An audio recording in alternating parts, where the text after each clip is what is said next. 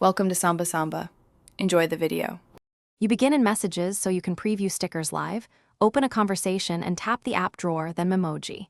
You do this because editing inside Messages shows real-size expressions and skin tones. Once there, tap your Memoji and choose Edit or New Memoji to change features. Make sure to act now.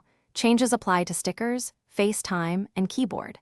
This first step gets you into the editor quickly so you can modify face shape, hair, and complexion without navigating settings.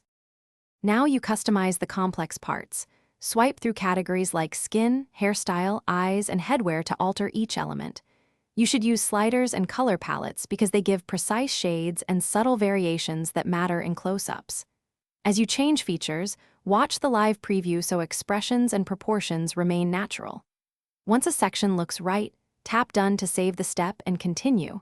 If something looks off, go back into that category and refine until the Memoji finish by tapping Done to save your updated Memoji, which then becomes available across Messages, FaceTime, and the emoji keyboard.